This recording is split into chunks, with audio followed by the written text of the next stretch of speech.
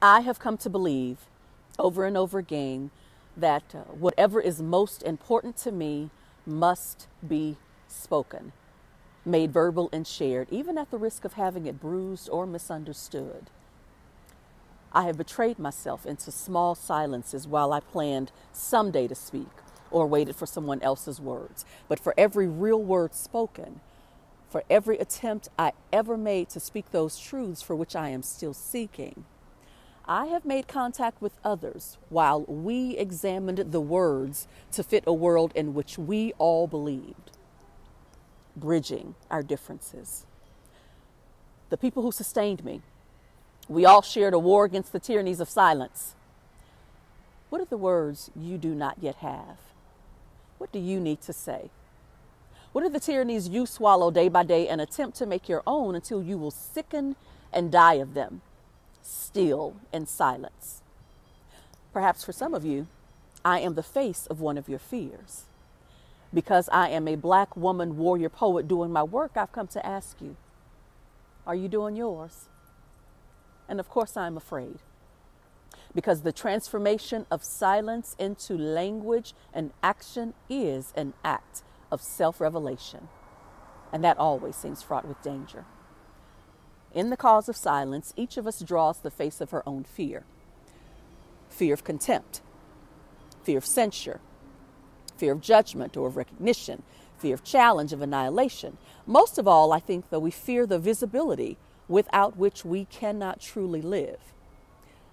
In this country, racial difference creates a constant, unspoken distortion of vision, especially for Black women who, on the one hand, have always been highly visible, but who have also been rendered invisible through the depersonalization of racism. For to survive in the mouth of this dragon we call America, we have had to learn this first and most vital lesson, that we were never meant to survive.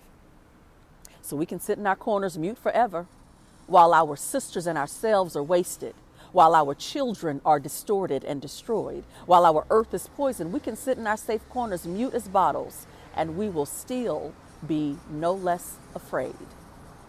And each of us is here now because in one way or another, we share a commitment to language and to the power of language and to the reclaiming of that language which has been made to work against us.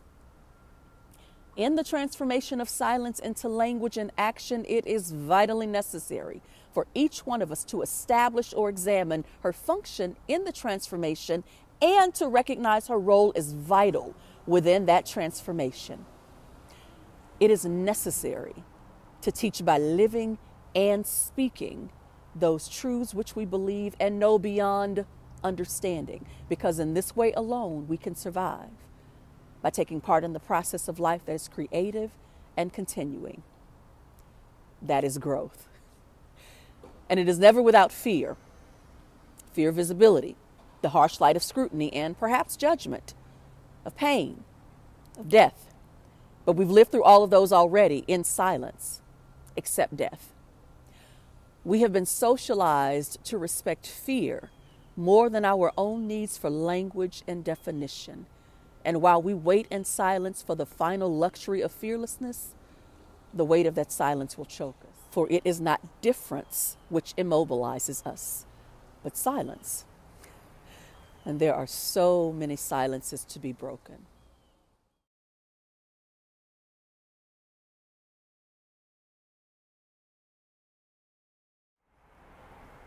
What's good, family? I want you to join me on Tuesday, February 16, 6:30 p.m. EST, Eastern Standard Time.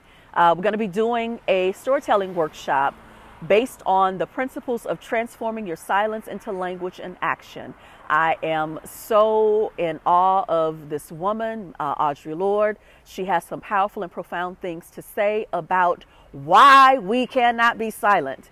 And I know that a lot of us are silent, not because we don't, not because we want to be, but because we don't know how to transform that silence into language and then ultimately into action. I got you. Sign up for the workshop. Go to alexusrhone.com. I think the link is right there up front. And it's also going to be here in this message. All right. So meet me there. Get there, get there, get there, and bring somebody with you. All right. Mwah. Let's get it done. We got work to do. Important things to do. All right.